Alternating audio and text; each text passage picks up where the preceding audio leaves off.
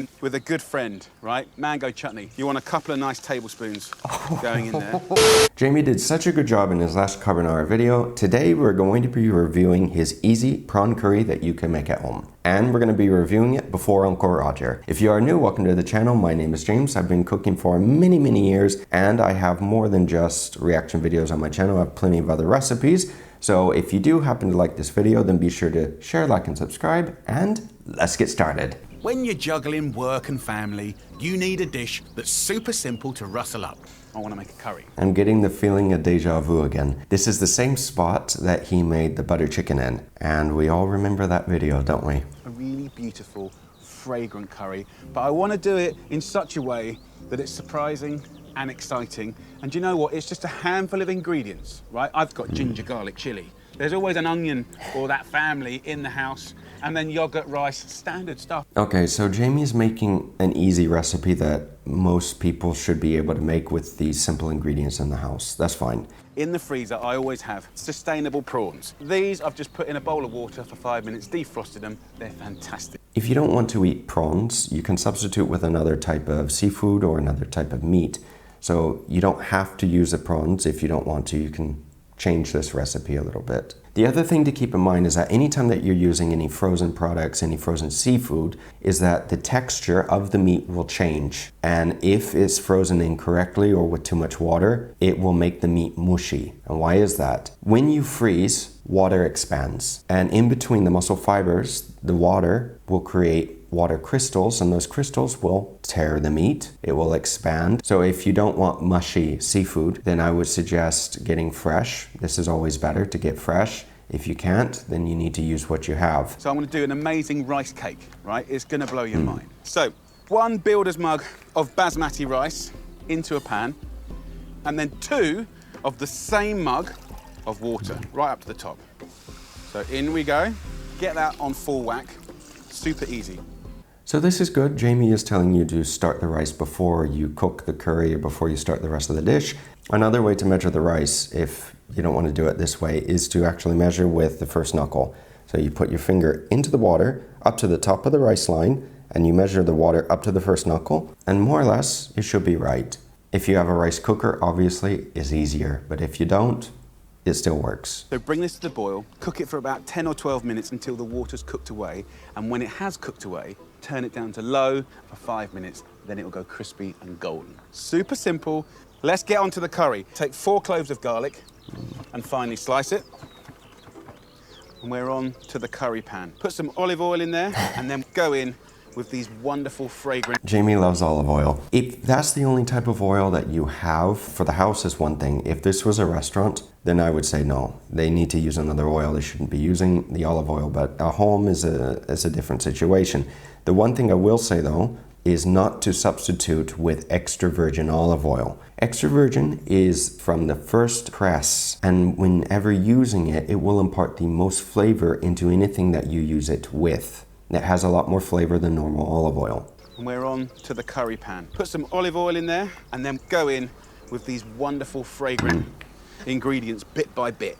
So garlic in. Now for the garlic, personally, I would crush the garlic and add this a little later if we're going to be sauteing. It's your own personal preference. If you like slices, you can add them, but I would suggest to cut the slices a little thicker. If you cut them super thinly, it would take literally less than 30 seconds for the garlic to cook. And when I mean cook, I mean to turn like brown. If you leave it a little longer, they'll turn black, like we saw in another video. And it's very easy to burn them, especially if you add them first and then walk away. So about 1.5 chilies. Always check how hot they are, because they can catch you out every now and again. I don't think this chili is a very spicy one, because he just said it too, that you need to be careful checking the chilies, which one's hot, which one's not. And he's adding quite a bit to this. In the other curry recipes, he was adding 2 or 3. Here, he added a decent amount. Nice thumb-sized piece of ginger. Just get a little spoon and scrape the skin off. And then just finely slice the ginger, just nice little chunks like that. So that goes into the pan. That is a lot of ginger to add to this. Ginger is quite pungent. You don't need to add that much if you're adding it normally to any dish. It's quite strong. The one thing I would suggest with the ginger is to use a little bit of that with the basmati. to take some lemongrass and take a little bit of ginger and put that in the water with the basmati, and it will help give the basmati more fragrance. Look at the colours. Give that a little toss. And then spring onions. Just cut one bunch into like 2 centimetre chunks. Sprinkle that in. You don't need to add the green onions so early to the dish. You can add the white part earlier, but the green bit, you can add that later on towards the end for garnish. And what did I say about the garlic? You can already see that he's not cooking on high heat. And in the time that he's been making this, the garlic, look at it, it's already crispy. It's already brown. Chunks. Sprinkle that in. Right, then we're going to go in with a good friend, right? Mango chutney. You want a couple of nice tablespoons going in there. So, if you look at the rice, the water's now gone.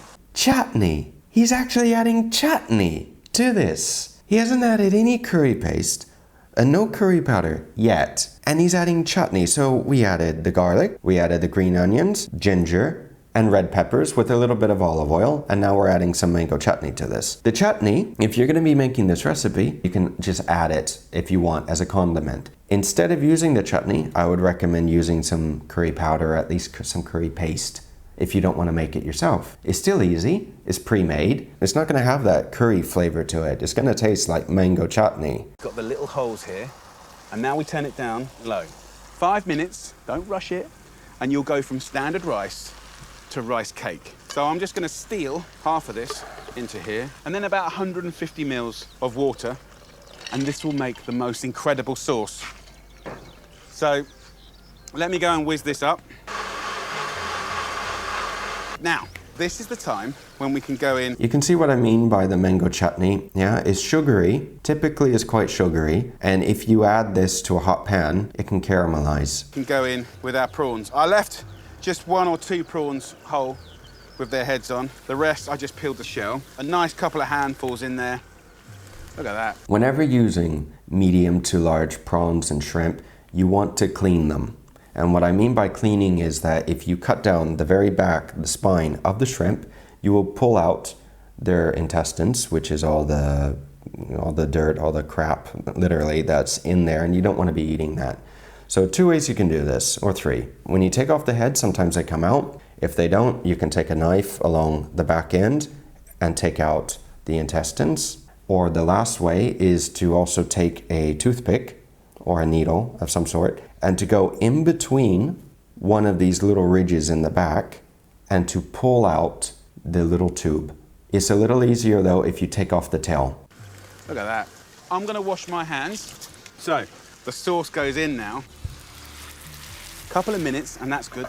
So just take your rice and then just flip it like that. Can you see how crispy that is on the top? That's fine if you want a bit of a crispy texture to it. If you make normal basmati rice, it's also fine. It's perfectly fine. You don't need to make the rice cake. Right, the sauce. Turn the heat off here now, and then about 150 grams of yogurt.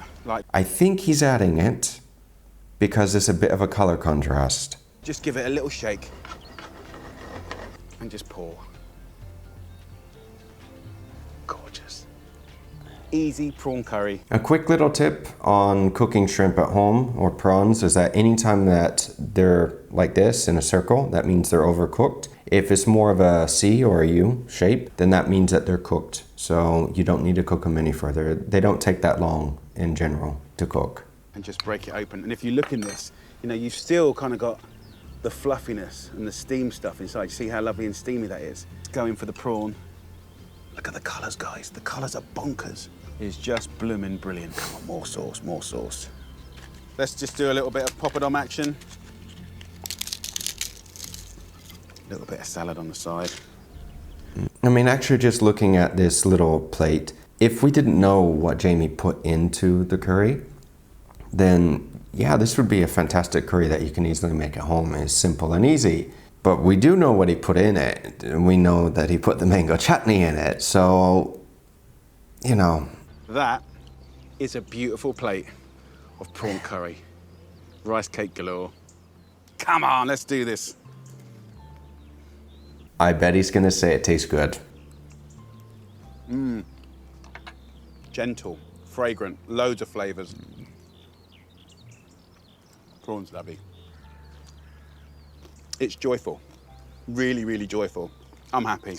So happy. Right, I'm gonna go and serve this to the family. I think they're gonna love it. It was like deja vu again with the butter chicken. If he just didn't add the mango chutney to this and instead added, say, curry powder or a curry paste to it, it would have been, for me, better. So when making this at home, if you still want to make it easy, instead add some curry paste or curry powder. It'll take you the same amount of time. If you want to make a little bit of a sauce, add some tomatoes to this or add, say, a little bit of coconut milk. What I would suggest though is to not cook the garlic like he did. I would say add it a little later. In any case, guys, I hope you did like the video, or well, the breakdown of the video. Not the recipe, but the video. Write down below your thoughts on ways to improve this little recipe, because it's easy to criticize. What's not easy is actually taking something and then trying to improve it. I'll see you guys again very soon. If you have any questions or comments, don't hesitate to ask, and you should click on this video here if you want to see something interesting, and I'll see you guys again very soon. Take care.